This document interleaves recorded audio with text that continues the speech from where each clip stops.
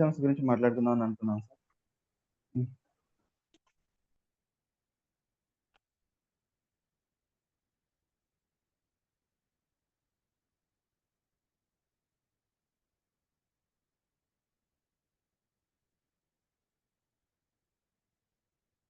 హైఎస్ఎంఎస్ వచ్చేసి remedy from the super class family, ఇవన్నీ తెలుసు అనుకుంటాను, మీకు చెప్తారా?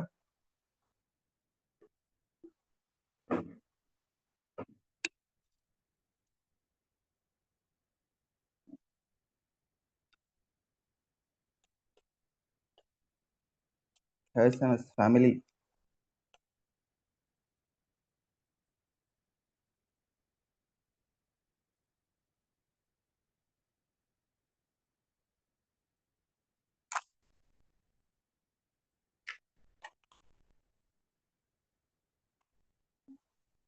Yeah ma'am, correct. 6 super class కిందకి వస్తుంది, 6 సబ్ క్లాస్ అందులో. Plant Solanaceae family. So its common name is henbane.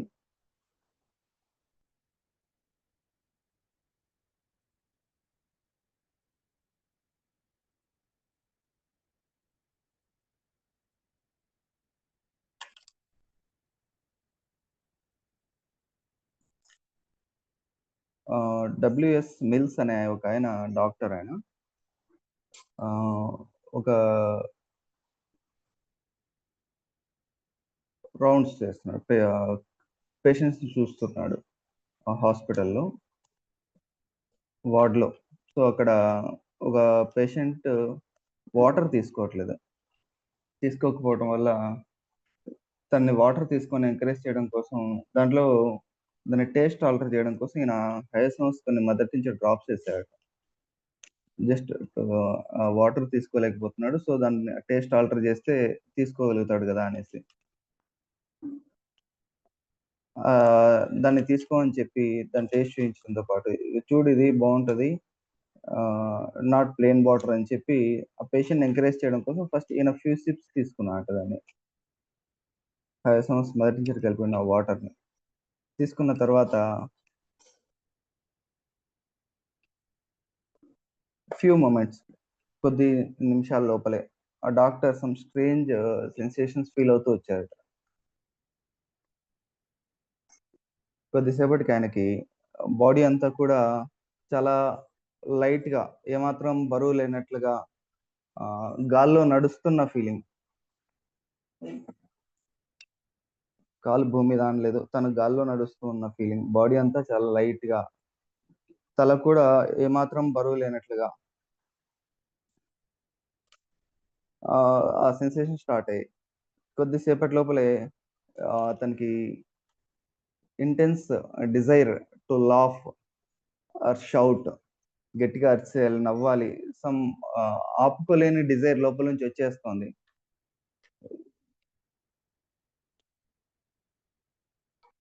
దాన్ని ఆపుకోవడం కోసం పేషెంట్స్ ఉన్నారు, అందరు చూస్తే బాగోదు అన్న సెన్స్ వాడుతూ బలవంతాన తన విల్ పవర్ చేత నవ్వకుండా, అలా సంథింగ్ రిడిక్యులస్ చేయకుండా ఆపుకోవడానికి చాలా ట్రై చేస్తున్నాడు, కానీ అవ్వట్లేదు. సో అవ్వక ఆయన ప్రెమిసెస్ వదిలేసి బాత్రూమ్కి వెళ్ళిపోయి లాక్ చేసుకున్నాడు.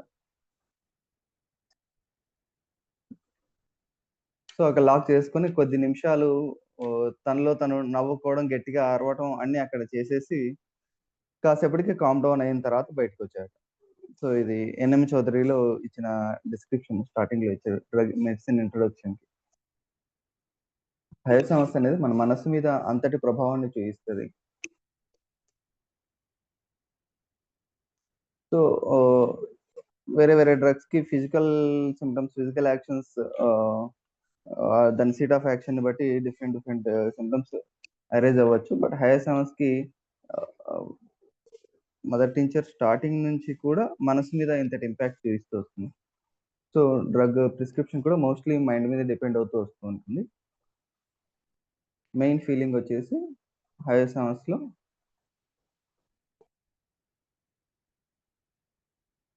ఆ పర్సన్ కి it's a form of sudden let down, disappointed, betrayed, and deserted by the person on whom he or she is completely dependent.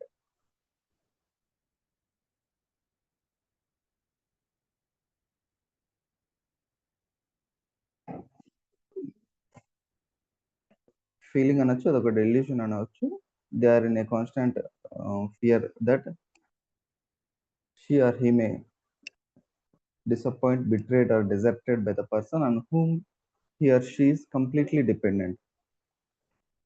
So it led them into acute fear or panic. ఇది Sankaran sir soul of remedies లో వచ్చిన description దీని గురించి. To combat that they may take a form of either becoming or behaving in the attractive way or opposite of threatening way. Means the attractive behavior is like they become loquacious, jesting, sexuality, or talk such foolish things, making jokes like that to attract that person. Or in the opposite way, they may threaten that person, showing violent behaviors, striking, desire to kill, like stramonium form అది చూపించవచ్చు, లేదా ఇటువైపు ఉండొచ్చు. ఏదున్నా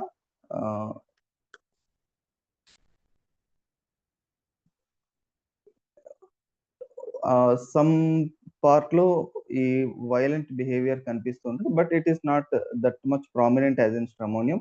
but episodic ఈ moments అయితే కనిపిస్తూ ఉంటాయి, ఇలా వైలెంట్ సైడ్ తక్కువ. But this attractive, loquacity, jesting, sexuality వీటికి సంబంధించి ప్రామినెంట్ గా కనిపిస్తూ వస్తాయి హైసన్స్.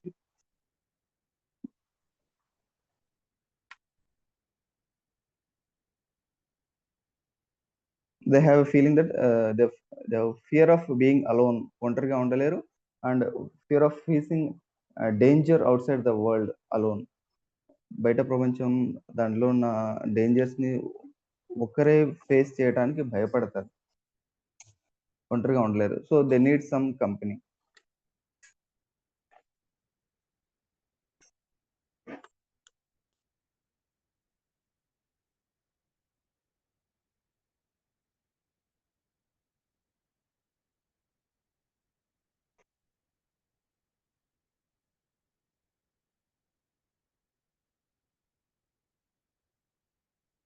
అండ్ వాళ్ళ బిహేవియర్ ఇలా అట్రాక్టివ్ ఎలా ఉంటున్నారు, కానీ దాని గురించి వాళ్ళు తీసుకునే టర్న్, జోకింగ్ కావచ్చు, అవన్నీ కూడా చాలా ఫూలిష్ గా అనిపించేస్తాయి. ప్రతి మూమెంట్ లోనూ జోక్ వేయడానికి ట్రై చేయడం, అదే అది వాళ్ళ వే ఆఫ్ టాకింగ్ అనేది న్యాచురల్ గా ఒక డిగ్నిఫైడ్ పర్సన్ జోక్ వేస్తున్నట్లు లేదా దాంట్లో నవ్వు తెప్పిస్తున్నట్లు అని కాకుండా సంథింగ్ రిడిక్యులస్. ఆయన ఆయన ఆర్ ఆమె వాళ్ళు మాట్లాడే మాటల్లో మోర్ యానిమేషన్ ఉంటుంది, బాడీ మూమెంట్స్ ఎక్కువగా ఉంటాయి, జెస్చర్స్ ఎక్కువగా వస్తుంటాయి. అండ్ లైక్ ఏ చైల్డ్, చిన్నపిల్లలు మాట్లాడుతున్నట్లు సమ్ సిల్లీగా అనిపిస్తుంది. They smile silly, like talks like an ఇంబెసైల్.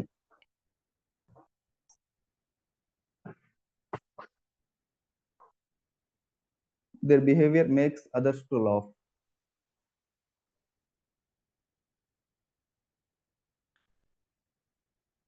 So ఇందులో ఈచ్ క్వాలిటీని మళ్ళీ సపరేట్ గా డిస్క్రైబ్ చేసుకుంటూ రావచ్చు. How they talk, so attractive behaviour లో తను ఎలా మాట్లాడతాడు, తన జోక్స్ ఎలా వేస్తూ ఉంటారు, ఆ సెక్షువాలిటీ, ఆ టాక్ ఎలా నడుస్తూ ఉంటుంది. వీళ్ళు మాట్లాడే మాటలు చాలా ఓపెన్ గా ఉంటాయి. మాట్లాడేస్తూ ఉంటే వాళ్ళ విషయాలు, వాళ్ళ సీక్రెట్స్ గా అనుకున్నవి, చెప్పాల్సినవి, చెప్పకూడనివి, అండ్ రిగార్డింగ్ అదర్స్ ఆల్సో, వేరే వాళ్ళ గురించి చెప్పాల్సినవి, చెప్పకూడనివి అన్ని మాట్లాడేస్తూ ఉంటారు.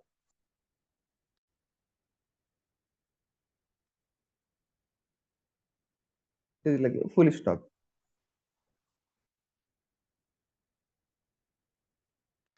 So much suspicion.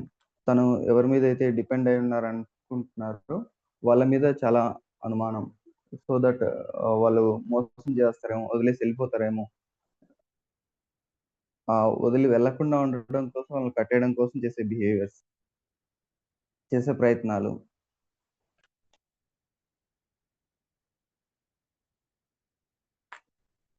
సస్పిషన్ ఒక పీరియడ్ ఆఫ్ టైమ్‌లో ఆహ్, ఏదైనా ఒక ఇన్సిడెంట్ తర్వాతనో లేదా సంథింగ్ హర్ట్ ఆర్ భయపడిన తర్వాత అది చాలా ఎక్కువైపోతూ వచ్చేస్తుంటుంది.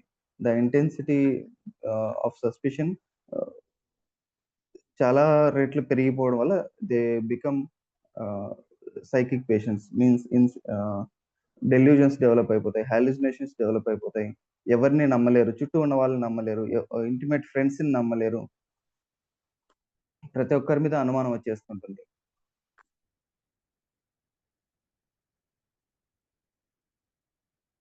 They develop fear of people, anthropophobia. So, ప్రతి మూమెంట్ కాషియస్‌గా ఉంటారు. నన్నెవరో గమనిస్తున్నారు. నా విషయాలు ఇంకొకరెవరో తెలుసుకోవడానికి ట్రై చేస్తున్నారు. ఆహ్, నన్నెవరో ఫాలో అవుతున్నారు. నా ఎనిమీస్ నన్ను చుట్టుముట్టారు.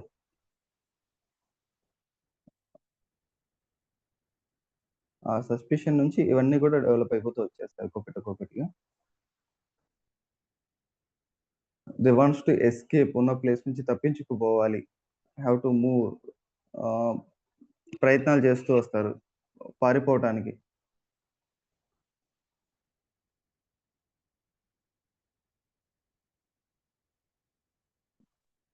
ఒక కేస్ చెప్తాను. ఆదోనిలో ఫ్రీ డిస్పెన్సరీ ఉంటది. అక్కడ అటెండ్ అవుతూ ఉంటాను నేను. అక్కడ ఒకాయనొచ్చారు. ఆయన ఒక ఆటో డ్రైవర్. కాలేజీ ఎక్కువగా మెజారిటీ ఆఫ్ హిస్ కస్టమర్స్ ఏంటంటే, ఆయన పిల్లల్ని ఆటోలో ఎక్కించుకొని కాలేజీలో దింపడం, మళ్ళీ కాలేజీ నుంచి తీసుకొచ్చి వాళ్ళ ప్లేసెస్‌లో వదిలేయడం. ఆహ్, ఆయన తన గురించి చెప్తూ వచ్చేదేంటంటే, నేను చాలా టాకటివ్ బాగా మాట్లాడతాను. నేను ఊరికే ఉండలేను సైలెంట్‌గా. పిల్లల్ని ఎంటర్‌టైన్ చేయడానికి ట్రై చేస్తాను. ఏదో ఒకటి మాట్లాడుతుంటాను. జోక్స్ ఏస్తూ ఉంటాను. నవ్విస్తూ ఉంటాను. అండ్ వాళ్ళ వల్ల నా ఆదాయంలో ఎక్కువ శాతం వాళ్ళ నుంచి స్టూడెంట్స్ నుంచి వచ్చేదే ఉంటది. సో, దానికోసం నేను వాళ్ళకి గ్రాటిట్యూడ్‌గా ఏం చేస్తానంటే స్టూడెంట్స్‌కి ఎక్కడైనా వాళ్ళు అడిగినప్పుడు ఓహ్, ఆటో పక్కన ఆపేసి లైక్ ఐస్ క్రీమ్స్ తినిపించడం, లేకపోతే ఏదైనా ఫాస్ట్ ఫుడ్ గోబీ ఇలా ఏదైనా వాళ్ళు అడిగితే తినిపించడం చేస్తూ ఉంటాను. ఆ స్టూడెంట్స్ అన్నప్పుడు బాయ్స్, గర్ల్స్ అందరూ ఉంటారు. సో, వాళ్ళు థాంక్ యూ చెప్తారు. నాకు షేక్ హ్యాండ్స్ ఇస్తూ ఉంటారు. సో, ఇవన్నీ ఎప్పటినుంచో కామన్. అండ్ వాళ్ళలో ముస్లిం గర్ల్స్ కూడా ఎక్కువ మంది ఉంటూ ఉంటారు. ఈయనకి ఇది చాలా సంవత్సరాల నుంచి ఆయన చేస్తూ ఉన్న వృత్తి. అందులో భాగంగా ఆయన వాళ్ళకి ఏదో ఒకటి తినిపించడం, ఇవి చేస్తూ ఉండడం, ఎక్కువ మాట్లాడుతూ ఉండడం, జోక్స్ ఏస్తూ ఉండడం, నవ్విస్తూ ఉండడం. ఆయన బేసిక్ పర్సనాలిటీ. ఇలా ఉండగా ఈయన సడెన్‌గా ఒక భయం డెవలప్ అయిపోయింది. సో, ఆయన ఇలా ఒకరితో మాట్లాడుతూ ఉండగా వాళ్ళెవరో అబ్జర్వ్ చేశారు. ఒక ముస్లిం గర్ల్ తోటి షేక్ హ్యాండ్ ఇస్తూ ఉండగా ఎవరో అబ్జర్వ్ చేశారు. సో, దాన్ని చూసి ఈయన్నేమైనా చేస్తారేమో దాని వలన అని ఒక భయం డెవలప్ అయింది. ఆ భయం వలన అలా లోపల ఉండిపోతూ నన్ని వీళ్ళు డైరెక్ట్‌గా ఏమి అనకుండా నా మీద అటాక్ చేయడం కోసం వేరే వేరే ప్లేసెస్‌లో నన్ను వెంబడిస్తున్నారు. నా చుట్టూనే తిరుగుతున్నారు అన్న ఊహ స్టార్ట్ అయిపోయింది. దాంతో ఆయన ఎక్కడికెళ్ళినా వేరెవర్ హి గో అది ఆయన ఉంటున్న ప్లేస్ కావచ్చు. ఈవెన్ ఆదోని నుంచి మంత్రాలయం ఒక 40, 50 కిలోమీటర్ల దూరం ఉంటది. అక్కడికెళ్ళినా సరే ఆయన్ని వెంబడించి ఎవరో ఒకరొస్తున్నారు. సో, ఆహ్, ఆహ్, ముస్లిం వాళ్ళు కాకపోయినా వాళ్ళ తరపున ఇంకొకరు ఎవరో ఒకరు అపాయింట్ చేయబడి ఉన్నారు. To observe him constantly. ఆయన ఏం చేస్తున్నాడు? ఎక్కడ చేస్తున్నాడు? ఎందుకు మిమ్మల్ని అబ్జర్వ్ చేయడం వాళ్ళకేంటి ఉపయోగం అంటే, ఇలా అబ్జర్వ్ చేస్తున్నప్పుడు నేను ఎక్కడో చోట ఏదో ఒక మిస్టేక్ చేస్తాను. మళ్ళీ ఎవరో ఒకరితోనో మాట్లాడడమో, లేదా షేక్ హ్యాండ్ ఇవ్వడం చేస్తాను. అప్పుడు నన్ను రెడ్ హ్యాండెడ్‌గా పట్టుకోవడం, నన్ను కొట్టడం లేకపోతే పోలీసోళ్ళకి అప్పగించడం ఏమైనా చేస్తారేమో, నన్నేమైనా అంటారేమో ఆ భయం. అది ఎంత నిజం అనేసుకోనంటే, తెలిసిన పోలీస్ అతన్ని పట్టుకొని, ఇదిగో చూడు నాకు వెంబడిస్తున్నారని జెప్పి ఆయన సరే మీరెళ్తూ ఉండండి నేను ఆటోలో వెనకాలొస్తాను అబ్జర్వ్ జేస్తానని ఆయన వెనకాలెళ్తూ ఉండటం, ఆయనకు చూయించడం, చూడు వాళ్ళు నన్నే జూస్తున్నారు, నన్నే అబ్జర్వ్ జేస్తున్నారనడం. బట్ దే ఆర్ అసలెవరో ఆయనకు సంబంధం లేని వాళ్ళందరూ కూడా. బట్ హి థింక్స్ దట్ వాళ్ళందరూ ఆహ్, నా కోసం వెయిట్ జేస్తున్నారు. నన్నేదో ఒకటి చేద్దామనేసి. ఇలాంటి భయం కాన్స్టెంట్‌గా. సో, క్లినిక్‌కొచ్చి కేస్ రాయించుకున్నాడు. కేస్ రాయించుకున్నప్పుడు తను మాట్లాడుతున్నది ఎవరైనా పక్కన ఇంటున్నారేమో! అదిగో అతను అబ్జర్వ్ చేస్తున్నాడు. నన్నే చూస్తున్నాడు. నన్నే గమనిస్తున్నాడు. సో, నా విషయాలు మళ్ళీ వాళ్ళకి ఇన్ఫార్మ్ చేస్తాడేమో! ఈవెన్ క్లినిక్‌కొచ్చినప్పుడు కూడా అది నన్ను బయట దారిలో నన్ను ఫాలో అవుతూ వచ్చారు. అక్కడ ఆగిపోయారు వాళ్ళు. నేనిప్పుడు బయటికెళ్తే మళ్ళీ నన్ను ఫాలో అవుతారు. ఇలా కాన్‌స్టాంట్‌గా నన్ను వెంబడిస్తున్నారు. నన్ను పట్టుకోవడానికి ట్రై చేస్తున్నారన్న ఒక డెల్యూజన్‌లో ఉండిపోయాడు.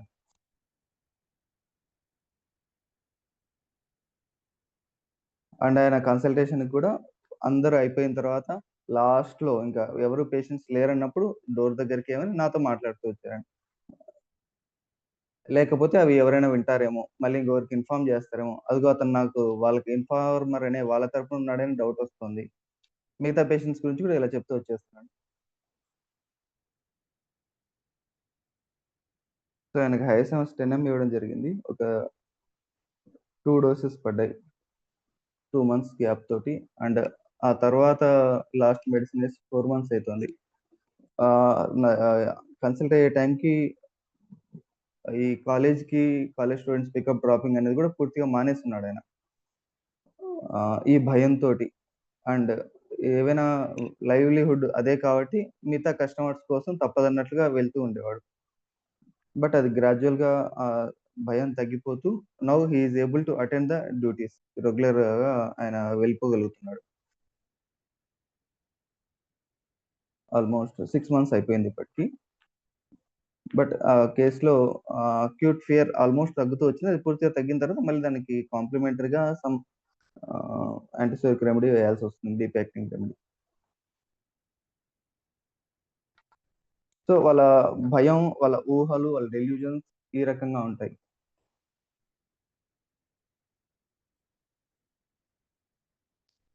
And sexuality. చాలా కేసెస్‌లో మనకిది డైరెక్ట్‌గా కనపడదు. పేషెంట్ మాట్లాడకపోవచ్చు. కానీ కొన్ని కేసెస్‌లో ఇది డైరెక్ట్‌గా తెలిసిపోతుంది.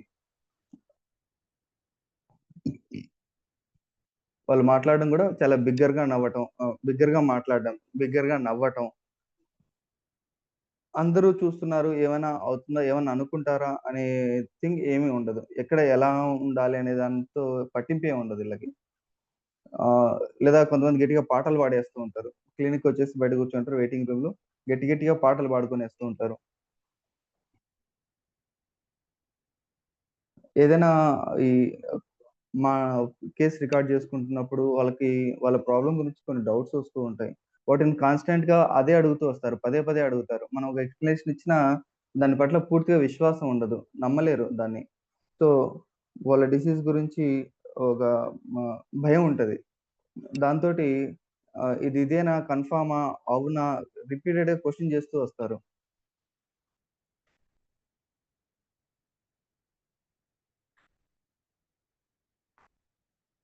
Talk is naive childish like talk. And ఆ మాట్లాడడంలో దే దే ఆర్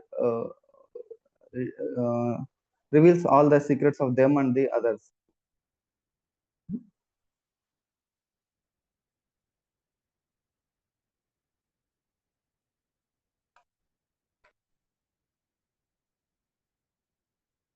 సో, ఇంత ఓపెన్‌గా ఏమాత్రం దాపరికం లేకుండా and more relating the sexuality అన్నది ఒక పర్సన్ చెప్పారు నాతోటి. ఒక ఫీమేల్ నా దగ్గర కన్సల్ట్ అయ్యే టైంకి 47 ఇయర్స్ ఏజ్. ఫేస్ మీద మాత్ స్పాట్స్ మంగు అంటారు గదా! ఆ మచ్చలన్నీ ఉన్నాయి. చాలా ఎక్కువగా ఉన్నాయి ఆవిడకి. సో, అదే మెయిన్ ఇష్యూ. దాన్ని పోగొట్టుకోవడం కోసం డిఫరెంట్ డిఫరెంట్ ట్రీట్‌మెంట్స్ ట్రై జేసి ఇక్కడికొచ్చారు.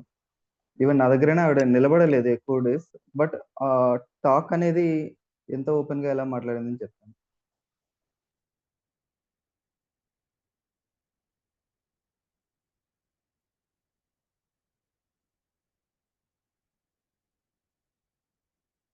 దాని గురించే చాలా స్ట్రగుల్ ఆవిడకి. ఆవిడ అందం తగ్గిపోతుంది. అపియరెన్స్ బాలేదు. పబ్లిక్‌లోకెళ్ళాలన్నా ఆహ్, చూడ్డానికి బాలేదు. అసహ్యం తన మీద తనకి.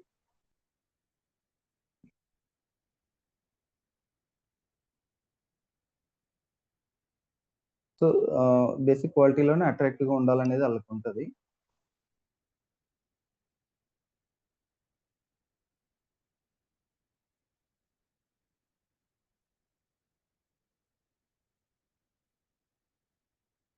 ఆ కంప్లెయింట్ గురించి చెప్తూ దాని గురించి మాట్లాడారు.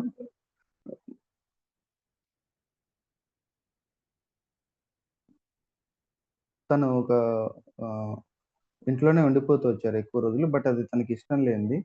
ఆహ్, సొసైటీలో కలవటం, మాట్లాడడం ఇష్టం. కానీ ఆ స్కోప్ లేదు ఇంట్లో అత్తమామలు ఉండడం వల్ల. ఆ తర్వాత ఒక 15 ఇయర్స్ అలా అయిన తర్వాత పాటలు పాడడం నేర్చుకున్నారు. పాటలు పాడడం ఇష్టం అయింది. అవన్నీ చెప్తూ వస్తున్నారు. ఆ గ్రూప్‌లో పాటలు పాడుతుంటే ఎంజాయ్‌గా ఉంటది నాకు.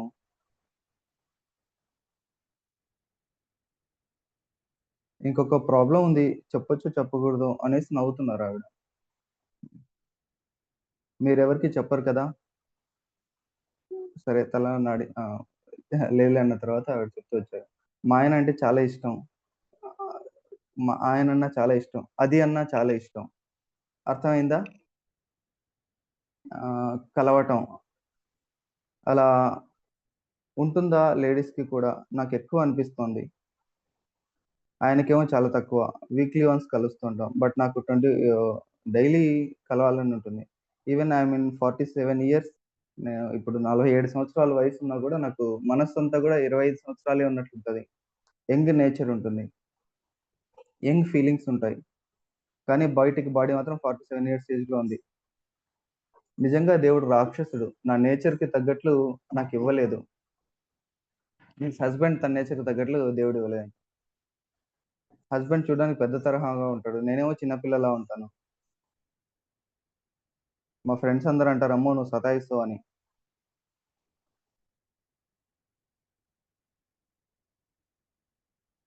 మగవాళ్ళ లక్షణాలు నాకు డామినేషన్ చేస్తా నేను అని నవ్వేస్తూ ఉన్నారు. మా ఆయన్ని డామినేట్ చేస్తా నేనని చెప్పి.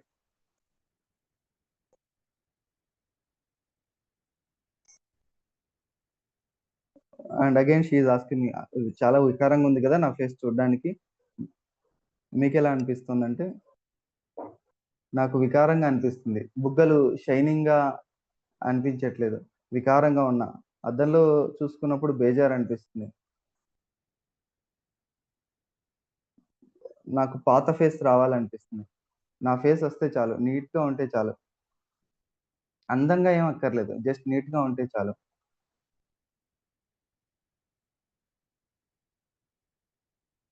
నేను చాలా సెన్సిటివ్. మచ్చలు పోవాలంటే ఎలా పోతాయిరా బాబు!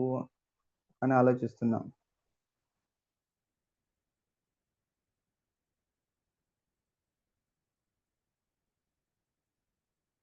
చెప్పండి సార్ ఏమనిపిస్తుంది నా గురించి అని నవ్వేస్తుంది. తగ్గుతుందా ఇది? నేను అందంగా కనిపిస్తానా? నీట్‌గా తగ్గిపోతుందా? మీకో విషయం చెప్పనా సార్? మీరు చాలా అందంగా ఉన్నారు. స్మైలీ ఫేస్ అట్రాక్టివ్‌గా ఉన్నారు.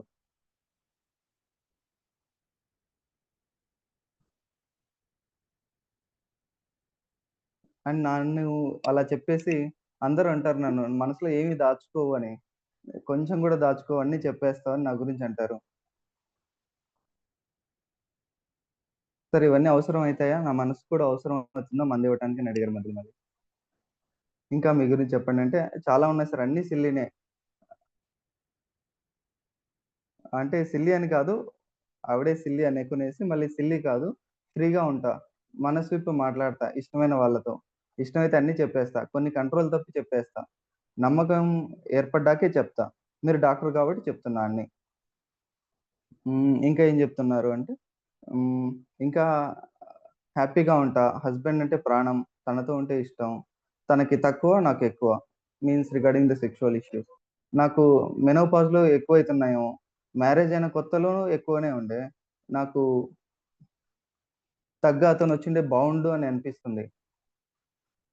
సంసారంలో సుఖాన్ని అంతగా అనుభవించలేదు. ఒక ఎగ్జాంపుల్ అనుకుంటే ఒక 4 అరటిపండ్లు తినాలనిపిస్తే ఒకటే తింటున్నానేమో అనిపిస్తది. లైఫ్‌లో ఒక అన్‌సాటిస్ఫాక్షన్. నాకు చాలా ఇష్టం. అందులోనూ ఎంత మాధుర్యాన్ని అనుభవిస్తానంటే చాలా హ్యాపీగా ఉంటుంది. Some moderate smile.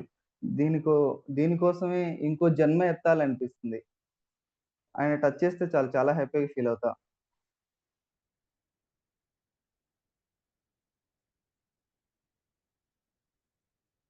ఇష్టమైన అన్నము, ఫుడ్ ఏదైనా అనుకో ఎక్కడైనా తినొచ్చు. బట్ ఇది ఎక్కడ ఉండలేం కదా!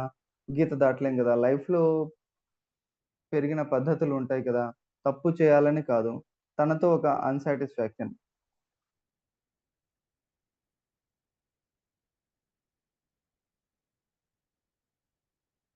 అలాంటి మైండ్ నా హస్బెండ్‌కొచ్చుంటే బావుండు. ఎవరో వాళ్ళ రిలేటివ్ చెప్పారట. మా ఆయనకి ఈ ఫీలింగ్స్ చాలా ఎక్కువ తట్టుకోలేకపోతున్నాను. అండ్ దాన్ని ఈవిడే కోరిలేట్ చేసుకొని చెప్తారు. అలాంటి మైండ్ నా హస్బెండ్‌కొచ్చుంటే బావుండు. ఇది తీర్చలేని బాధ. సో, ఈ కన్వర్జేషన్ అంతా కూడా పేషెంట్ ఫస్ట్ టైమ్ రావటం, ఆవిడని చూడడం అదే మొదటిసారి. వచ్చిన ఒక 10, 15 నిమిషాల నుంచి తను ఇవన్నీ కూడా చెప్తూ వచ్చేస్తున్నారు ఓపెన్‌గా. ఈవిడ మ్యూజిక్ నేర్చుకుంటున్నారు కదా! ఆ గ్రూప్‌లో బాయ్స్ ఉన్నారంట. వాళ్ళ ఆ గ్రూప్‌కి ఒక అడ్మిన్ ఉన్నాడు ఒకతను. అతనితో మాట్లాడితే అతనంటాడు, "మనకిష్టం ఉన్న వాళ్ళతో మనం ఉండొచ్చు" అంటాడాయన. "సార్ అలా ఉండొచ్చా సార్?" అని మళ్ళీ నన్ను క్వెషన్ చేస్తున్నారావిడ. అతను బ్రాహ్మిన్, మంచి ఫ్యామిలీ. తనకి నా వాయిస్ అంటే చాలా ఇష్టం. నేను చాలా ఇష్టం. తప్పేం లేదంటాడతను.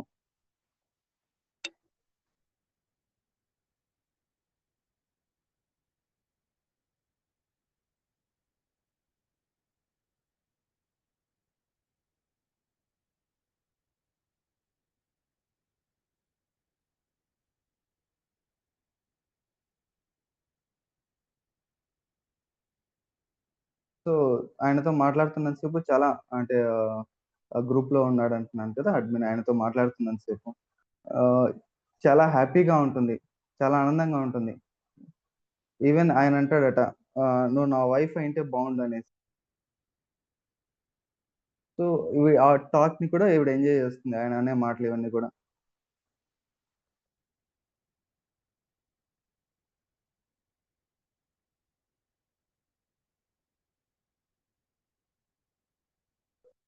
So, we are meeting weekly once మా హస్బెండ్ తోటి. డైలీ కలవాలంటుంది. అన్‌సాటిస్ఫాక్టరీ కదా! చాలా ఉంటుంది నాకు ఈ కోరిక శరీరంలో. ఆ ఫీలింగ్ కూడా అనుభవిస్తున్నా. లైక్ షోయింగ్ హర్ చెస్ట్‌లో విపరీతంగా ఉంటుంది సెన్స్. నాకే ఆశ్చర్యం వేస్తుంది. అండ్ అడ్మిన్ గ్రూప్‌లో సింగింగ్‌లో ఉన్న అతను అడుగుతాడంట, "నాతో ఉంటావా? ఈవెన్ పడుకుంటావా?" అనేసి. దాన్ని చెప్తూ కూడా ఈవిడ నవ్వేస్తున్నారు. తను మాట్లాడతాడు. ఆ మాట్లాడడం చాలా స్వీట్‌గా ఉంటుంది.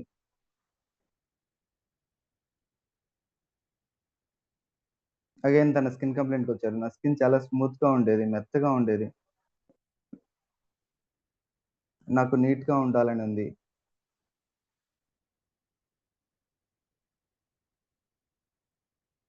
వీటి వల్ల నేను వీడియోస్ చేయట్లేదు. నా ముఖం బయటకు చూయించట్లేదు.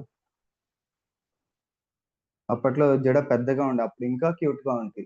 అందరూ అంటారు ఎంత క్యూట్‌గా ఉన్నావు అని.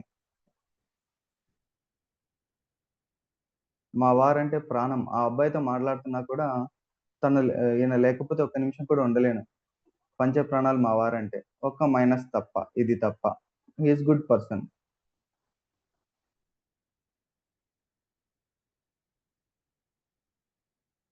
ఇదివరకు ఈ మచ్చలు రాకముందు నేను స్టేటస్ బాగా పెట్టుకునేదాన్ని. ఇప్పుడు బాలేదు కదా అనిపిస్తుంది. ఎంజాయ్ చేసినన్నాళ్ళు చేసావులేమ్మా అంటారు అందరూ.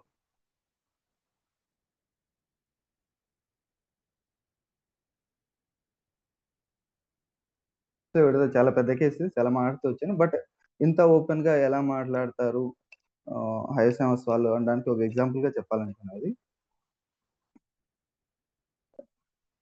ఈవిడ హయసాంస్ 1 ఇచ్చాను. ఆ తర్వాత డిస్కంటిన్యూడ్ సంవత్సరాల తరబడి రాలేదు మళ్ళీ ఈవిడ.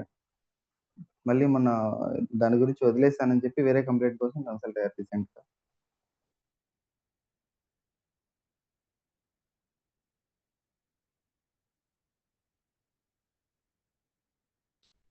సో, వీళ్ళ సెక్సువాలిటీ పరంగా ఆలోచనలు ఉండడం వేరు. దాని గురించి మాట్లాడడం, మాట్లాడే తీరు ఇలా ఉంటుంది వీళ్ళు.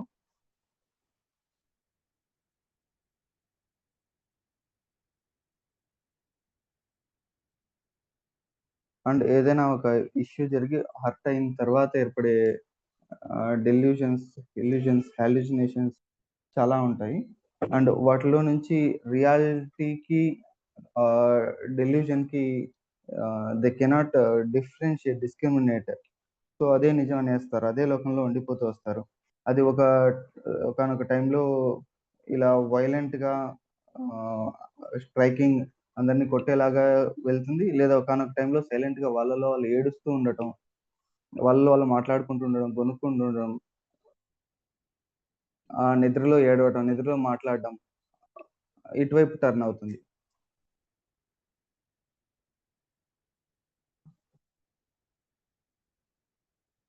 అండ్ వీళ్ళలో ఫాల్స్ బిలీఫ్స్ ఉంటాయి కొన్ని. మూఢనమ్మకాలంటాం కదా! అవి చాలా ఎక్కువగా ఉంటాయి. అవి ఈజీగా నమ్మేస్తూ ఉంటారు.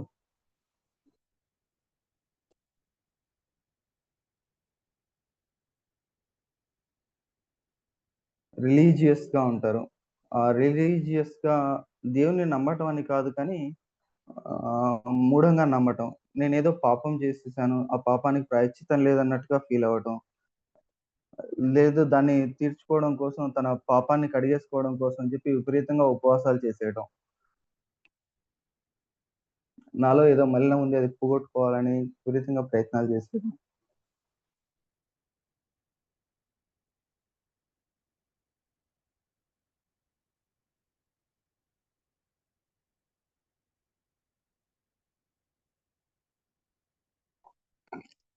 ఒక 13 ఇయర్స్ పాప చెప్పింది ఈ భయాలు. నేను ఆటోలో వెళ్తుంటే ఎవరో ఒకతను నన్ను చూస్తున్నాడు. నాకు భయమేసింది. అతను చూసి నవ్వుతాడు. నాకు భయం వేస్తుంది. అది తను చెప్పిన అంటే కన్వర్జేషన్‌లో చెప్పిన భయం. ఇంకా ఏంటున్నాయి లైఫ్‌లో ఫియర్స్ అంటే యానిమల్స్ అంటే చాలా భయం. ఇంకా నాన్న నన్ను అరుస్తాడు. అరిచినప్పుడు భయం. సింగిల్‌గా ఒక చీకటి రూమ్‌లోకెళ్ళాలంటే భయం. టీచర్స్ అరుస్తున్నప్పుడు భయం. ఇంజెక్షన్స్ అన్నా భయం. సరే అన్నిటికన్నా బాగా భయం ఏంటంటే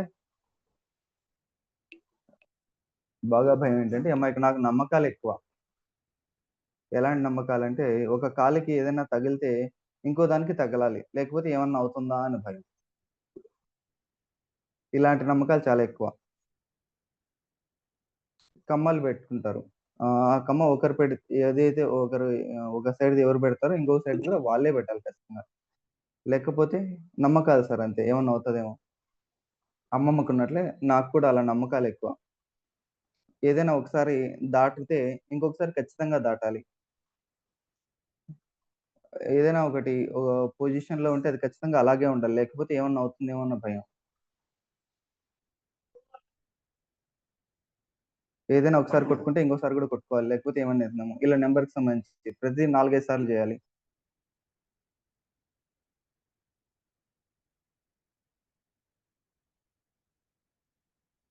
ఈ అమ్మాయికి ఒకానొక టైంలో కాఫొచ్చింది. కాఫ్ వచ్చేసి ఒక 4, 5 మంత్స్ దాకా తగ్గలేదు. అంటే అది ఒక అక్యూట్ కాఫ్ అనుకోని డిఫరెంట్ రెమెడీస్ చేస్తూ వస్తున్నా. ఆ తర్వాత ఆ అమ్మాయి ఇది చెప్పిన 13 ఇయర్స్ అన్నాను గదా! 2 ఇయర్స్ పాస్ అయిపోయింది. 10థ్ అయిపోయింది. ఇంటర్మీడియేట్‌కి హాస్టల్‌కెళ్ళాలి. ఫస్ట్ టైమ్ హాస్టల్‌కెళ్ళాలి. ఆ భయం ఏర్పడింది ఆ అమ్మాయికి. హాస్టల్ జాయిన్ అవ్వడం అంటే 10థ్ అయిపోవచ్చిన తర్వాత నుంచి భయం మొదలైపోయింది. అది బయటికి చెప్పలేకపోయింది ఆ అమ్మాయి. అంటే ఈవెన్ తను కూడా నోటీస్ చేయలేకపోయింది. ఆహ్, పేరెంట్స్‌ని వదిలి ఎళ్ళటం, హాస్టల్‌లో కొత్త ఎన్విరాన్మెంట్‌లో ఉండటం. ఆహ్, దాంతో రిపీటెడ్‌గా కాఫ్ వస్తూ ఉంది. రెగ్యులర్ మెడిసిన్స్ ఏస్తుంటే తగ్గలేదు. సో, అలోపతికి వాడారు. అవి వాడుతున్నా అప్పటికి కాస్త ఏమైనా రిలీఫ్ ఇస్తుందేమో గానీ మళ్ళీ రిపీట్ అయిపోతూ వస్తుంది. సో, ఇలా ఒక 3 నెలలు గడిచిన తర్వాత తను చెప్పింది.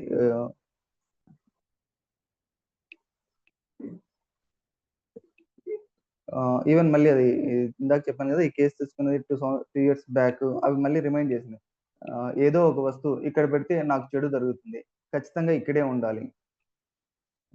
ఖాళీగా ఉన్నప్పుడు నాకు ఇలాంటివన్నీ గుర్తుకొస్తుంటాయి. దానివల్ల భయం ఏర్పడుతూ ఉంటుంది.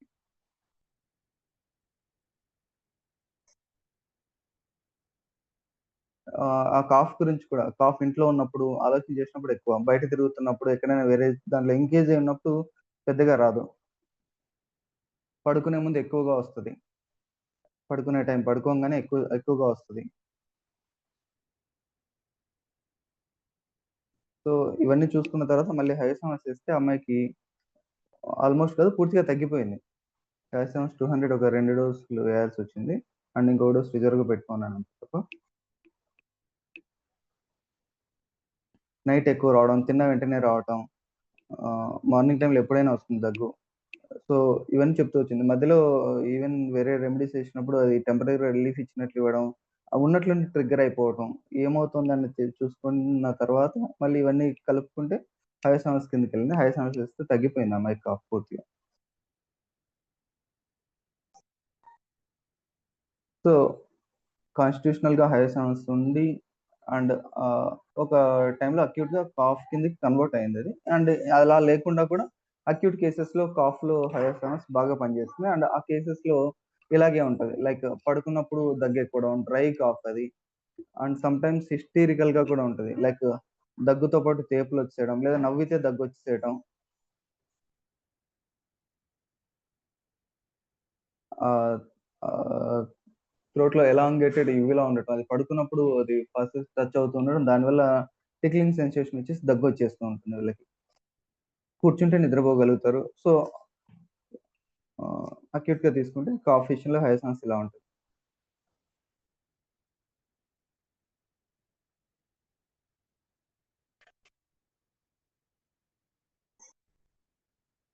అండ్ హయసమస్ ఇంకొక రెమెడీ బీయింగ్ బిజీ. సారీ, ఇంకొక సింప్టమ్ బిజీగా ఉండటం. అదెలా బిజీగా ఉండటం అంటే చేసిన పనులే పదే పదే చేస్తూ ఉండడం. కడిగిందే పదే పదే కడుగుతూ ఉండడం. Always wants to do something. ఇండస్ట్రియస్‌గా ఉంటారు. Even insanity being busy. వాళ్ళకి ఈ ఉన్మాదం వచ్చినప్పుడు కూడా ఇన్సేన్ కేసెస్‌లో కూడా పర్సన్స్ మనం అబ్జర్వ్ చేస్తే ఎప్పుడూ బిజీగా ఉంటారు. ఏదో ఒకటి చేస్తూ ఉంటారు. Either with the mind or with the hands. Even వాళ్ళ ఊహల్లో కూడా కంటిన్యూ‌గా ఏదో ఒకటి చేస్తూ ఉంటారు. కెంట్‌లో ఇచ్చిన డిస్క్రిప్షన్ ప్రకారం అయితే ఆహ్, గోడ మీద దే ఇమాజిన్ సంథింగ్. వాటినన్నిటిని ఆర్డర్‌లో పెట్టడానికి ట్రై చేస్తూ ఉంటారు. ఆ ఆర్డర్‌లో పెట్టడానికి కంటిన్యూ‌గా ట్రై చేస్తూనే ఉంటారు. ఏదో ఒకటి మిస్ అయితూ ఉంటుంది. దాన్ని లాక్కొచ్చి పెట్టడానికి ట్రై చేస్తూ ఉంటారు. అవి ఎయిదర్ పేపర్స్ కావచ్చు, పెన్స్ కావచ్చు, లేదా పురుగులు కావచ్చు. ఎనీథింగ్ ఆహ్, దాన్ని ఒక ఆర్డర్‌లో ఉండడం కోసం, పెట్టడం కోసం ట్రై చేస్తూ ఉంటారు. సో, ఫిజికల్‌గా ఎలా అయితే బిజీగా ఉండాలంటారో, ఈవెన్ ఈ ఇన్‌సేన్ కేసెస్‌లో కూడా మైండ్ ఆల్‌వేస్ ఎంగేజ్ అయ్యి ఉండడం, బిజీగా ఉండటం ఇలానే కనిపిస్తది.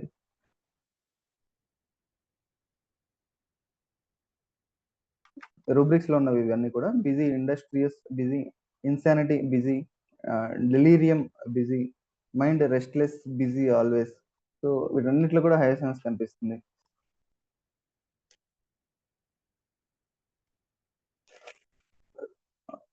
ఉదయం నుంచి సాయంత్రం దాకా బాడీ అలసిపోకుండా పని చేయగలుగుతారు. వీళ్ళు చేస్తూనే ఉంటారు. ఆ పనులు ఎలా ఉంటాయంటే, ఏది వీళ్ళకి ఇంకొకరు చేస్తే నచ్చదు. వీళ్ళకి వీళ్ళే చేసుకోవాలనిపిస్తుంది. శుభ్రత, అతి శుభ్రత ఎలాగుంటే నీట్‌గా ఉండడం గురించని కాదు గానీ, ఆహ్, హ్మ్, రెగ్యులర్‌గా మనం వాడే పదం చాదస్తం అనేది హయర్ సెన్స్‌లో కనిపిస్తూ ఉంటుంది. ఇందాక చెప్పాను గదా! ఈ అమ్మాయి కేస్‌లో ప్రతిదీ ఒక ఆర్డర్‌లో ఇలానే ఉండాలి. ఇలా లేకపోతే ఏమవుతుందో, ఏమన్నా చెడు జరుగుతుందేమో, లేదా భయం ఇంట్లోకి ఏవైనా వచ్చేస్తాయేమో. తెలిసిన ఒక ఆవిడున్నారు. ఆహ్, ఆహ్, ఎప్పుడూ డోర్స్ కంటిన్యూ‌గా క్లోజ్ చేసే ఉండాలి. ఓపెన్ చేస్తే లోపలికి బల్లులొస్తాయేమోనని. ఫియర్ ఆఫ్ లిజార్డ్స్ ఉంది. దాంతోటి అందరిని అరిచేస్తారు. ఇంటికొచ్చిన వాళ్ళందరిని గూడా అరిచేస్తారు. డోర్ ఎయలేదు. డోర్ వెయ్ డిమాండ్ జేస్తారు. వేసేరా అని గట్టిగా అరిచేస్తారు. ఏమైతే బల్లులొస్తాయంటే భయం. బల్లులంటే భయం. ఇంట్లో ఉన్న వస్తువులన్నిటిని గూడా ప్రతి వస్తువుకి దానికొక ప్లాస్టిక్ కవర్ ఉండి దాంట్లో ఎత్తిపెడతారు. అది ప్రతి చిన్న దాని నుంచి పెద్ద వస్తువు దాకా ప్రతీదీ. ఒక ప్లాస్టిక్ కవర్ తీసుకోవడం, దాంట్లో చుట్టూ ఎత్తిపెట్టడం ప్రతీది కూడా.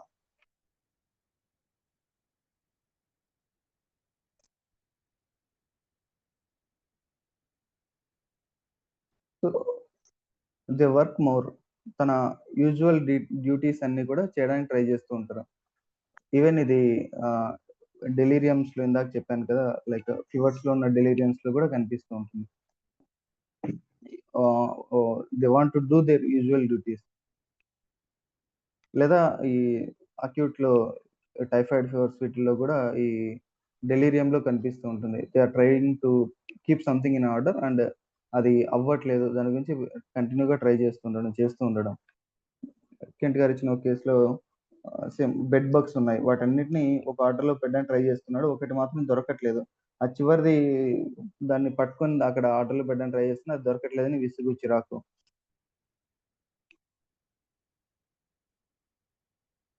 అది ఏదైనా కావచ్చు. మనకి ప్రూవింగ్స్‌లో కొన్ని చెప్పింటారు ప్రూవర్స్. బట్ అది ఆ థీమ్‌ని తీసుకుంటే ఏ దానికైనా పేషెంట్ చెప్తున్నది ఏదైనా కావచ్చు. దానికి అన్వయించుకోవచ్చు అని చెప్పారాయన.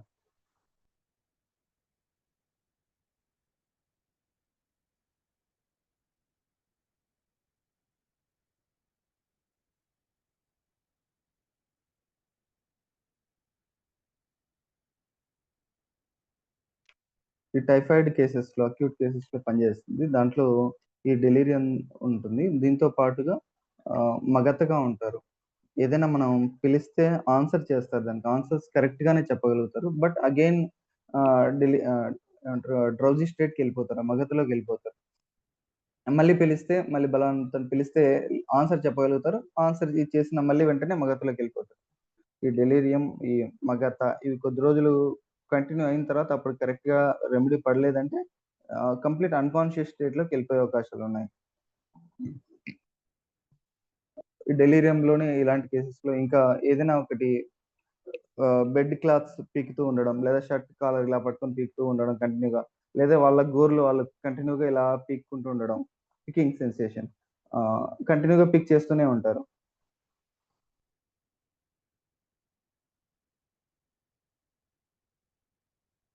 అండ్ ఎప్పుడు ఏదో ఒకటి గొణుగుతూ ఉండటం, ఒదురుతూ ఉండడం. వాళ్ళు వాళ్ళు మాట్లాడుకుంటూ ఉండడం, గొణుక్కుంటూ ఉండడం.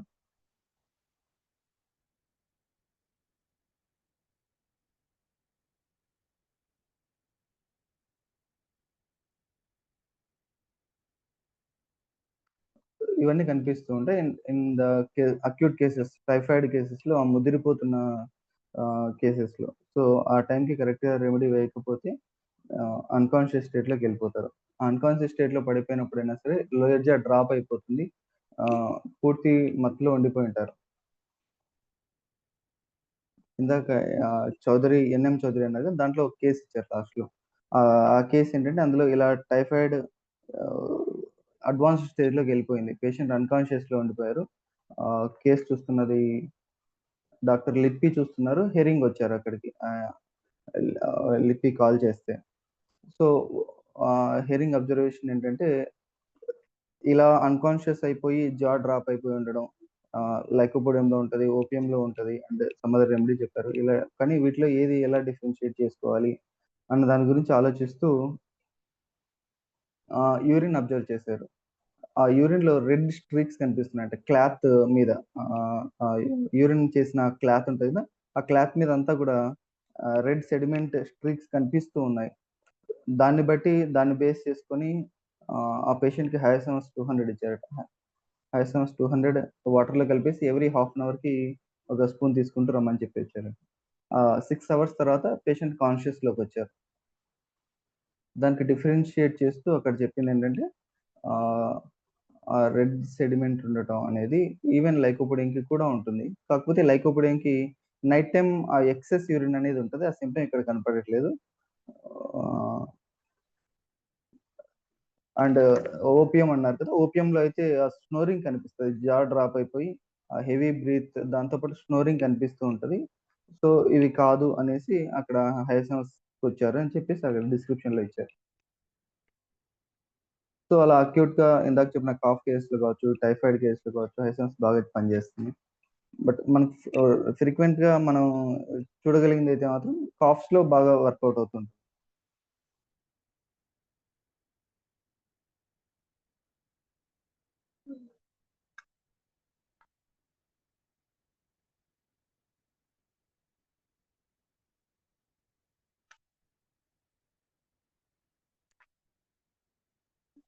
ఈవెన్ పూర్తి సైకియాట్రిక్ కేసెస్, ఫ్రీనియా కేసెస్ వీటన్నిటిలో కూడా హైసన్స్ ఇండికేట్ అవ్వడానికి చాలా అవకాశాలుంటాయి.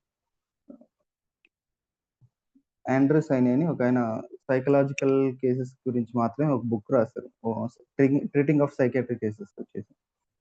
సో, అందులో ఆయన ఇచ్చిన హైసమస్ కేసుని ఒక 35 ఇయర్స్ లేడీ ఆవిడ. ఆవిడ చిన్నప్పటి నుంచి హిస్టరీ అంతా రాస్తూ వచ్చారు అందులో. సో, డిఫరెంట్ అలోపతిక్ ట్రీట్మెంట్స్ అక్కడ వాళ్ళు ఉన్న ఇన్సేన్ అసలేమంటారు అందులో పెట్టేసేయడం, ఆ తర్వాత ఇంట్లో వాళ్ళు కొట్లాడి తీసుకొచ్చుకోవడం ఆ అమ్మాయిని. ఇవన్నీ జరుగుతూ వచ్చాయి. ఆ తర్వాత ఈయన దగ్గరికొచ్చే టైంకి ఉన్న సింప్టమ్స్ వచ్చేసి భయం. ఆ పర్సన్‌ని ఎప్పుడు కూడా so, they are rich family. వాళ్ళు ఆ అమ్మాయిని కాప్ ఏమంటారు కాపలాగా ఎప్పటికీ ఇద్దరు సెక్యూరిటీని పెట్టుకున్నారు. చాలా పెద్దగా బలంగా 6 ఫీట్ పైన ఉన్నవాళ్ళు వాళ్ళు. ఎందుకంటే ఎప్పుడూ షీ వాంట్స్ టు ఎస్కేప్ ఉన్న చోటు నుంచి పారిపోవడానికి ట్రై చేస్తూ ఉంటుంది. చిన్నప్పుడు గూడా ఒకసారి ఇలా ఇంట్లోంచి పారిపోయి డిఫరెంటికల్ సిట్యుయేషన్స్ ఫేస్ చేసొచ్చింది ఆ అమ్మాయి. సమ్‌వన్ అంటే ఇంకా 15 ఇయర్స్ ఏజ్ లోపలే ఆ అమ్మాయి ఇంట్లోంచి పారిపోవడం అంటే ఆ కేస్‌లో ఓకే. తనకి డెవలప్ అయిందేంటంటే మెనార్కే తర్వాత నుంచి కూడా తనకి సైకలాజికల్ డిస్టర్బెన్సెస్ వచ్చేసాయి. సో, అప్పటినుంచి కూడా ఇంట్లోంచి పారిపోవడానికి ట్రై చేయడం, లేదా సడెన్ ఫిట్స్ ఆఫ్ యాంగర్, అగ్రెసివ్‌గా బిహేవ్ చేయటం ఇవుండేవి. అలాంటి టైంలో ఒకసారి ఇంట్లోంచి పారిపోయిందట ఆ అమ్మాయి. పారిపోయిన తర్వాత ఆ అమ్మాయి మీద సెక్సువల్ అసాల్ట్ జరిగింది. ఆ తర్వాత తన కేస్ ఇంకా ఇబ్బందిగా తయారైపోయింది. సో, దాంట్లో ఆ అమ్మాయికి భయం, ఇంట్లోంచి పారిపోవాలనుకోవడం, ఉన్నట్లుండి ఇంట్లో వాళ్ళ మీద వయలెన్స్ అయిపోవడం, గొడవ పడడం. సో, తనకి కాపలాగా ఇలా ఈ ట్రీట్‌మెంట్ ఇవన్నీ జరిగిన తర్వాత ఆ అమ్మాయిని ఇంటికి తెచ్చుకోవాలంటే ఆ పర్మిషన్స్ వాటి దృష్ట్యా ఇద్దరు సెక్యూరిటీని ఎప్పటికి పెట్టుకోవడం ఉండేది. ఆ ఇద్దరు చాలా బలంగా ఉంటే, ఈ అమ్మాయికి వయలెంట్ ఎపిసోడ్స్ వచ్చినప్పుడు, ఆ ఇద్దరు గూడా ఆపడానికి కష్టమయ్యేంత ఉంటదట. ఇంట్లో ఉన్న వస్తువులు విరగ్గొట్టేసేయడం. ఆ బలం గురించి డిస్క్రైబ్ చేశారక్కడ. బట్ ఆ ఫేజ్ కన్నా గూడా ఎక్కువగా ఆ అమ్మాయి ఎస్కేప్ అవ్వడానికి ట్రై చేయడం, లేదా ఒక చోట మూలన ఏడుస్తూ కూర్చోవటం. లేదా తనలో తను మాట్లాడుతూ కాన్స్టెంట్‌గా రిపీటెడ్‌గా ఒకటే వర్డ్స్ మాట్లాడుతూ ఉండటం. లైక్ పోలీస్ కావచ్చు, దొంగలు కావచ్చు, లేకపోతే మర్డర్స్ గురించి ఇలా కాన్స్టెంట్‌గా లేదా సమ్ డెవిల్స్ వీటి గురించి కానీ కాన్స్టెంట్‌గా మాట్లాడుతూ ఉండటం. చిన్నగా గొనుక్కుంటూ ఉండడం. అలా నిద్రపోతే ఒకవేళ ఒక 3, 4 డేస్ కంటిన్యూ‌గా నిద్రపోవడం. లేదా మేలుకుంటే 3, 4 డేస్ కంటిన్యూ‌గా నిద్ర లేకుండా ఉండటం. And ah, she likes to sleep without dress. నిద్రపోయేటప్పుడు డ్రెస్ లేకుండా నిద్రపోవడానికి ఆ అమ్మాయి ప్రిఫర్ చేసేదట. అండ్ తనకున్న ఈ ఇంకొక హాబిట్ ఏంటంటే, ఇలా లేస్ వస్తాయి కదా! షూ లేస్ ఇలాంటివి. ఆ లేస్ తీసుకొని కాన్స్టెంట్‌గా ఫింగర్‌కి ఈ డాక్టర్ అబ్జర్వేషన్‌లో డాక్టర్ ఎదురుగా చూసిందిది. ఇలా షూ లేస్ కంటిన్యూ‌గా వేలికి చుట్టుకుంటూ ఉండటం, మళ్ళీ దాన్ని తీసేస్తూ ఉండటం, మళ్ళీ కంటిన్యూ‌గా చుట్టుకోవటం. అక్కడ ఉన్నంత సేపు ఈ వర్క్ కంటిన్యూ‌గా చేస్తూనే ఉందంట. Otherwise she wants to escape అక్కడి నుంచి రూమ్‌లోంచి బయటికెళ్ళిపోవడానికి ట్రై చేసేయడం. లేదా పేపర్స్ దొరికితే ఆ పేపర్స్ అన్నిటిని తీసుకొని చించుతూ రావటం. Means always wants to do something ఇందాక బిజీ గురించి అన్నాను కదా! సో, ఆ బిజీ థింగ్ అనేది అమ్మాయిలో ప్రామినెంట్‌గా కనిపించిందని చెప్పారాయన.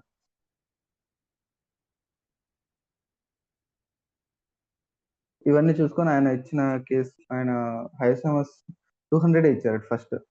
ఆ తర్వాత ఒక 200 వేసిన తర్వాత ఒక 2 వీక్స్ బావుంది. మళ్ళీ రిలాప్స్ అయింది. ఈ అమ్మాయికి ఇవన్నీ కూడా పీరియడ్‌కి period first day and period రావడానికి 10 డేస్ ముందు నుంచి కూడా చాలా అగ్రివేషన్ ఉంటుందంట. ఆ తర్వాత మళ్ళీ అంటే ఈ వయలెంట్ నుంచి కామ్ డౌన్ అయిపోయి ఒకతే సైలెంట్‌గా ఏడుస్తూ ఉండటం, లేదా ఇలా మాట్లాడుతుండడం ఫేజ్ ఎక్కువగా ఉంటుందంట. హైసమస్ 200 ఏస్తే ఒక 2 వీక్స్ బావుంది. మళ్ళీ రిలాప్స్ అయిపోయి. ఆ తర్వాత ఆయన హైసమస్ 10 ఏసారు డైరెక్ట్‌గా. ఆ 10 2 డోసెస్ పడిన తర్వాత చాలా కామ్ డౌన్ అయ్యి, ఈవెన్ మామూలుగా మాట్లాడటం, తన పనులు తను చేసుకునే స్టేజ్‌కి రావటం.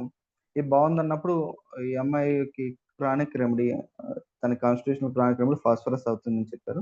ఆ ఫాస్ఫరస్ వేయడానికి ట్రై చేశారు. బట్ ఆ రెమెడీ దొరికి వాళ్ళకి అందించే లోపల మళ్ళీ రిలాప్స్ అయిపోయాయి. సో, అక్యూట్ ఫేజ్‌లో ఈ అక్యూట్ రెమెడీ మాత్రమే వేయాలి. ఈ సైకియాట్రీ కేసెస్‌లో ఆహ్, సో, ఆ అక్యూట్ ఎపిసోడ్ రిలాప్స్ అయిన ఫేజ్‌లో chronic remedy, deep acting remedy వేసినా వర్క్ చేయదు. ఇది ఇదివరకు మెంటల్ డిసీజెస్ చెప్తున్నప్పుడు చెప్పాను. సో, దానికోసం అని చెప్పేసి మళ్ళీ హైసన్స్ 10 వేసి పూర్తిగా బావుందన్న టైంలో ఆవిడకి మళ్ళీ ఫాస్ఫరస్ 10 ఏసారు. తర్వాత ఆ అమ్మాయి ఆల్‌మోస్ట్ నార్మల్ అయిపోయింది. కేస్ మొత్తం కూడా 1 ఇయర్ పైనే నడిచింది. ఆహ్, తన పనులు తను చేసేసుకోవడం, స్నానం చేయడం, సొంతంగా డ్రెస్ ఏసుకోవడం, సొంతంగా తినడం, మామూలుగా మాట్లాడడం ఇవన్నీ కూడా వచ్చాయని చెప్పారు. ఈ కేసొచ్చేసి పూర్తిగా 15 ఇయర్స్ ఏజ్ నుంచి 35 ఇయర్స్ దాకా కూడా ఈ షిజోఫ్రెనిక్ కండిషన్‌లో అలాగే ఉండిపోవడం. ఆ కేస్ ఇలా 1 ఇయర్ ఆఫ్ ట్రీట్మెంట్ తోటి తను ఆల్మోస్ట్ నార్మల్‌కొచ్చేసిందని చెప్పారు. మళ్ళీ ఎప్పుడో 6 మంత్స్ తర్వాత రిలాప్స్ అవుతున్నట్లు అనిపిస్తే ఆ అమ్మాయికి హైసన్స్ 50 ఏసారు. ఆ 50 తోటి కేస్ ఎండ్ అయిపోయింది.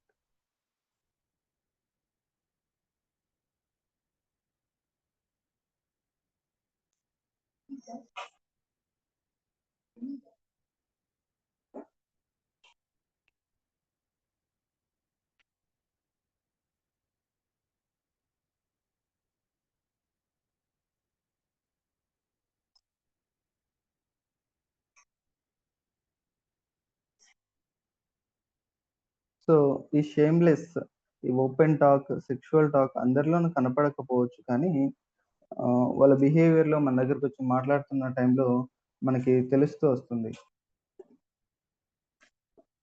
లైక్ ఈవెన్ సొసైటీలో మనం మూవ్ అవుతున్నప్పుడైనా ఈజీగా మన మీద చేయి వేయడానికి కానీ, పట్టుకోవడానికి కానీ ఆళ్ళకేం ఫీలింగ్స్ ఉండవు. ఆహ్, క్యాజువల్‌గా మూవ్ అవుతున్నట్లుగానే ఉంటారు. బట్ అమ్మాయిలు అబ్బాయిలని టచ్ చేయడం గాని, ఇవన్నీ చాలా క్యాజువల్‌గా చేసేస్తూ ఉంటారు. లేదా ఆహ్, డ్రెస్ ఏదైనా మనకి ఇన్నర్ పార్ట్స్ కనపడేటట్లుగా మూవ్ అవ్వటం. అలాంటి బిహేవియర్. అంటే షేమ్‌ఫుల్‌నెస్ అన్న ఐడియా లేదా ఇలా చేయొచ్చు, చేయకూడదన్న థాట్ వాళ్ళలో ఉండదసలు. ఆ కాన్సెప్ట్ ఉండదు. They doesn't have the idea of exposing. నేను ఎక్స్‌పోజ్ చేస్తున్నాను, ఇతరులు చూస్తున్నారన్న ఆ థాట్ వాళ్ళలో ఉండదసలు. అండ్ ఈ ఈ షేమ్‌లెస్ రావటానికి ఇంకొక రీజన్ ఆహ్, వాళ్ళ బాడీ అంతా కూడా నర్వస్ సిస్టమ్ చాలా సెన్సిటివ్‌గా ఉంటది. So, they doesn't bear the clothing, touch of clothing. దానివల్ల they likes to sleep without dress.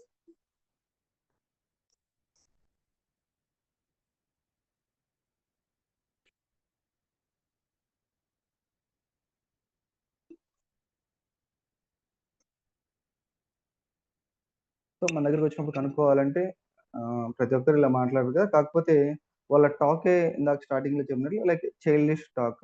చిన్న పిల్లల్లాగా ఓపెన్‌గా అన్నీ మాట్లాడేస్తూ రావటం, దాపరికాలు లేకుండా ఉండటం. భయాలు బాగా తెలుస్తాయి ప్రామినెంట్‌గా. చిన్న వాటికి కూడా ఎక్కువగా భయపడిపోతున్నట్లు తెలుస్తూ ఉంటుంది. ఆ భయంలో ఈవెన్ తన వ్యాధి గురించి కూడా ఎక్కువగా భయపడుతూ ఉంటారు. అది ఏదైనా ఒక చిన్న దాంతో ట్రిగ్గర్ అవుతది ఆ ఫియర్. దాని నుంచి వాళ్ళ డెల్యూజన్స్ స్టార్ట్ అయిపోతాయి. దాంతోటి ఒకదానికొకటి అల్లుకుపోయి వాళ్ళ వ్యాధి సమ్ డీప్ సీటెడ్ డిసీజ్ అన్న భ్రాంతిలోకెళ్ళిపోతారు.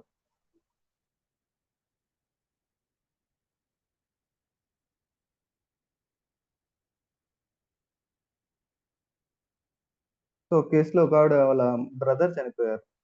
సొంత అన్న థ్రోట్ క్యాన్సర్ తోటి చనిపోయారు. ఆ! ఆయనకు బాలేదని తెలిసినప్పటి నుంచి కూడా ఈవిడకి సమ్ ఫియర్. క్యాన్సర్స్ అంటే ఇలా జెనెటికల్‌గా వస్తాయి. ఒకరి నుంచి ఇంకొకరికొస్తాయి. ఆహ్, సో, ఆయన ఎక్కువ పీరియడ్ ఆఫ్ టైమ్ లేరు. తెలిసిన ఒక ఫ్యూ మంత్స్‌కి హి పాస్డ్ అవే. సో, దాని తర్వాత నుంచి క్రిమేషన్‌కెళ్ళొచ్చిన తర్వాత నుంచి తనలో విపరీతమైన భయం డెవలప్ అయిపోయింది. ఆ భయం ఏ రకంగా టర్న్ అయిందంటే లైక్ అయిన క్రిమేషన్‌కి వెళ్ళొచ్చిన నెక్స్ట్ డేనే వచ్చారు వాళ్ళు. అప్పటికి ఆ బాధ ఇవన్నీ అనుకుని ఇగ్నిష్ చేయిచ్చాను. అక్కడితో అయిపోయిందనుకున్నా. కానీ దాని తర్వాత ఆవిడకి థ్రోట్‌లో సమ్ అనీజీనెస్, థ్రోట్‌లోంచి ఫ్లమ్ రావటం. ఇదంతా కూడా స్వెల్లింగ్ ఫీల్ అవుతూ రావటం.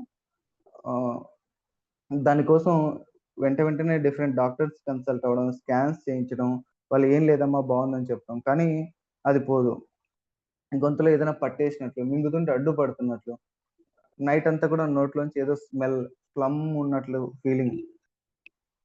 ఆహ్, ఇలా ఫీలింగ్ తోటి ఏమవుతుందంటే వీళ్ళు దాని నుంచి ఉమ్మడానికి ట్రై చేస్తారు. ఈవెన్ సలైవా వచ్చినా సరే ఏదో వచ్చేస్తుందనుకుంటారు. అండ్ ఇలాంటి వాటితో పాటు ఎనీ సింప్టమ్స్ చెప్పొచ్చింకా. ఆ ఇమాజినేషన్‌కి ఒక బౌండరీ అనేది ఏమి ఉండదు.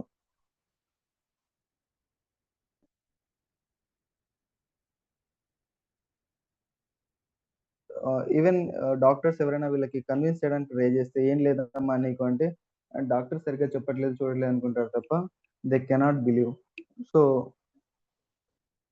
ఏం లేవంటున్నారు. కానీ ఇదైతే పోవట్లేదు. ఇక్కడంతా అడ్డుగా ఉంది లేదా వాపొచ్చేసింది. సో, ఆమెకి హైసమస్ 1 వేశాను. అవన్నీ వేసిన తర్వాత నుంచి కూడా చాలా బాగుంది. మధ్యలో రిలాప్స్ అవుతూ వచ్చింది. అప్పుడప్పుడు ఇంకొకసారి రిపీట్ చేయాల్సొచ్చింది.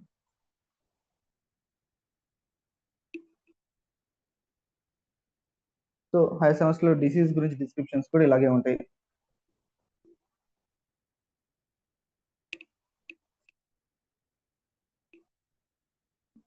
ఒక ఫ్రెండ్ కేస్‌లో కూడా అలాగే. ఆయనేంటంటే ఆహ్, హెర్పెస్ జెనిటల్ హెర్పెస్ వస్తుంది కదా! హెర్పెస్‌కొచ్చేసి ట్రీట్మెంట్ తీసుకున్నారు. తనకి కాన్స్టిట్యూషనల్ రెమెడీ వేయడం జరిగింది. అంతా తగ్గిపోయింది. కానీ ఆ భయం ఉండిపోయింది. అసలది ఎలా స్టార్ట్ అయిందనేది మళ్ళీ నిదానంగా ఎప్పుడో చెప్పాడు. ఏంటంటే ఆఫీస్‌లో ఆహ్, ఆహ్, ఎవరో ఒక అమ్మాయితోటి కాంటాక్ట్ అయ్యాడు. ఆ తర్వాత నుంచి స్టార్ట్ అయింది. ఫస్ట్ స్టార్ట్ అవ్వటం ఆహ్, ఈవెన్ వితౌట్ సేఫ్టీ ఈ ఆవిడతోటి కలిసాడు. సో, దాని తర్వాత తనకి ఈ ఎయిడ్స్ వస్తదా అన్న భయం స్టార్ట్ అయింది. ఆ ఎయిడ్స్ గురించి ఫియర్ తర్వాత ఈ హెర్పెస్ డెవలప్ అయిపోయింది. అప్పటినుంచి అది ట్రీట్మెంట్‌లో ఆహ్, హెర్పెస్ తగ్గిపోయింది. టెస్ట్‌లో నార్మల్ వచ్చేసింది. అయినా కూడా ఆయనకి ఆ భయం పోవట్లేదు. అది ఈవెన్ వైఫ్ తోటి కలవలేకున్నాడు. డైరెక్ట్‌గా కలవాలంటే కలవలేకున్నాడు. అది ఇంకా పోలేదు, పోలేదు, పోలేదు. అవి ఎన్ని రకాలు కన్విన్స్ చేసినా 2, 3 టైమ్స్ టెస్ట్ చేయించాడు. ఆ టెస్ట్ రిపోర్ట్ నెగెటివ్ వస్తున్నా కూడా ఆ వైరస్ లోడ్‌కి సంబంధించి ఈ ఆ భయం పోలేదు. కన్విన్స్ అవ్వలేకున్నాడు. అండ్ దాంతో పాటు ఆయనకి మధ్యలో కిడ్నీ స్టోన్స్ డెవలప్ అయ్యాయి. అతని డిస్క్రిప్షన్ ఎలా ఉంటుందంటే, డాక్టర్ ఇక్కడ నాకు కిడ్నీ స్టోన్ అంటే అది కిడ్నీ స్టోన్ ఉంది పడిపోయింది. దాని తర్వాత అయినా సరే ఇక్కడ స్టోన్ నేను ఫీల్ అవుతున్నా. నాకు తెలుస్తుంది నాకు ఇక్కడే స్టోన్ ఉన్నట్లుగా. సో, భయాలు, భ్రాంతి అనేవి అంత డీప్‌గా ఉంటాయి. హయసం స్వనం వేసిన తర్వాత ఆ స్టోన్ ఎళ్ళిపోయింది. ఆ వైఫ్ తోటి కలవడం, ఫిజికల్‌గా డైరెక్ట్‌గా కలవడం ఇవన్నీ కూడా స్టార్ట్ చేసాడాయన.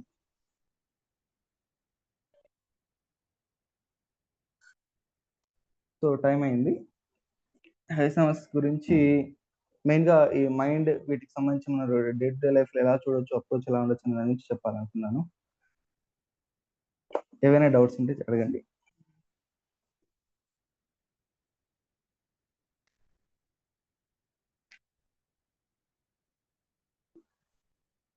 హయసమస్‌కి క్రానిక్‌గా మెయిన్‌గా వాడే రెమెడీస్ నాట్రమోర్ ఒకటి, థూజా ఒకటి రెగ్యులర్‌గా అవసరమయ్యేవి. నాట్రమోర్ వచ్చేసి ఆహ్, హయసం స్టార్టింగ్‌లోనే చెప్పాను కదా! ఒకరి మీద డిపెండెన్సీ వాళ్ళు మోసం చేస్తారేమో దాంతోటి అనుమానం, భయం. సో, వాటి కంక్లూడ్ చేయడం కోసం నాట్రమోర్ అవసరం అవుతుంది. అండ్ మిగతా సస్పిషన్, భయం, ఫిక్స్‌డ్ ఐడియాస్, ఫిక్స్‌డ్ ఒపీనియన్స్ వీటన్నిటిని తీసుకుంటే తుజా క్రానిక్‌గా కాంప్లిమెంటరీగా అవసరం అవుతూ ఉంటుంది. అలా కాకుండా ఇందాక ఇంకొకటి నేను వేరే డాక్టర్ డిస్కస్ చేశానన్న కేస్‌లో ఆయన ఫాస్ఫరస్ ఇచ్చారు. బికాజ్ అక్కడ పేషెంట్ యొక్క సింప్టమ్స్ ఫాస్ఫరస్‌కి అనుగుణంగా ఉన్నాయి. తను నార్మల్‌గా ఉన్నప్పుడు తీసుకునే సింప్టమ్స్ చిన్నప్పుడు ఈ బిహేవియర్ వాటి గురించి తీసుకుంటే ఫాస్ఫరస్ లాగా ఉన్నాయని చెప్పేసి ఆయన ఫాస్ఫరస్ ఏసారు. సో, హెయిర్ సమస్య అనేది అక్యూట్‌గా పనిచేసి ఆ అక్యూట్ ఫేజ్‌ని తగ్గించిన తర్వాత దాన్ని మళ్ళీ రిలాప్స్ అవ్వకుండా చూసుకోవడం కోసం deep acting constitution remedy వేయాల్సొస్తుంది.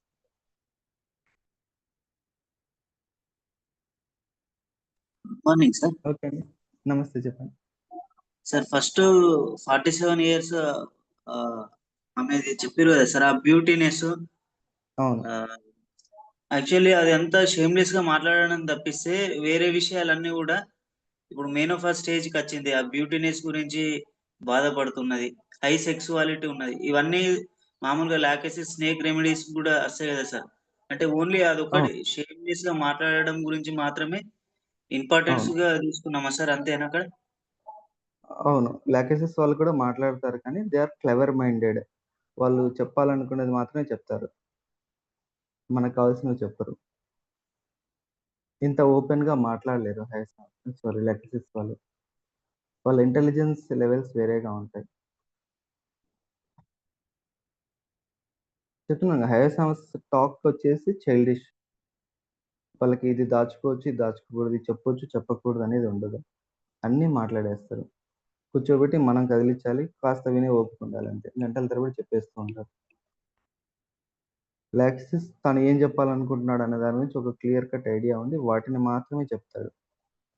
Even నీకు అవసరమై ప్రోబ్ చేసినా కూడా నువ్వు అంత ఈజీగా వాటిని రాబట్టుకోలేవు. అదర్వైజ్ ఈ యానిమేషన్ జెస్చర్స్ తోటి మాట్లాడటం, హై సెక్షువాలిటీ, సస్పిషన్, ఇవన్నీ కూడా లాకెసెస్కి ఈక్వల్గా ఉంటాయి.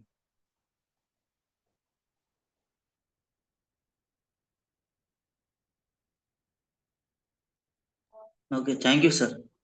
నమస్తే.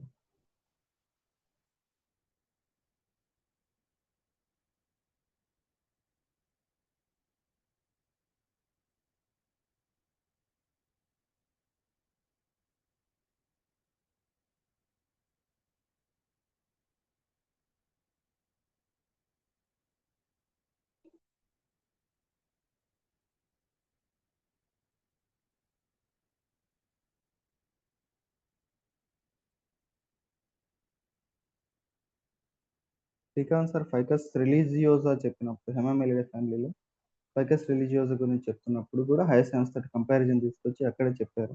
ఇంచుమించుగా సిమిలర్గా ఉంటాయి అనేసి రిలీజియస్ ఐడియాస్ వీటికి సంబంధించి ఫిక్స్డ్ ఒపీనియన్స్. టెంట్లో ఇచ్చింది ఏంటంటే రిలీజియస్ గురించి చెప్తూ ఈ స్క్రిప్చర్స్లో ఏవైతే ఇచ్చారో అవి నాకు కాదంటాడట. వాటిని చదువుతారు కానీ they are not belongs to me, they are for something else. ఇవి నాకు అతీతం అన్నట్లుగా మాట్లాడతారట. సో రిలీజియస్ ఐడియాస్ అంటే దేవుడికి సంబంధించి ప్రాపర్ వేలో వెళ్ళదట వీళ్ళ థాట్ ప్రాసెస్.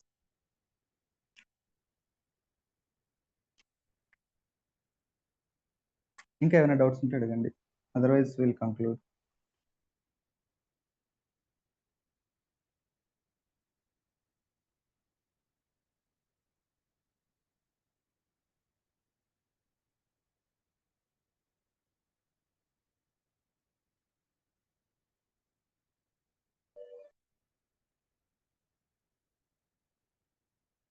ఇంతకు అర్థమైందా నేను ఏదైనా చెప్పదలుచుకున్నాను అన్నది?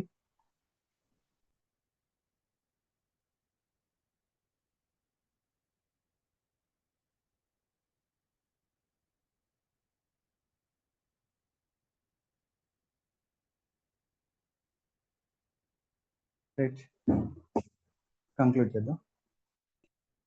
గురుర్ బ్రహ్మ గురుర్ విష్ణు గురుర్దేవో మహేశ్వర గురు సాక్షాత్ పరం బ్రహ్మ తస్మై శ్రీ గురవే నమః. Thank you all.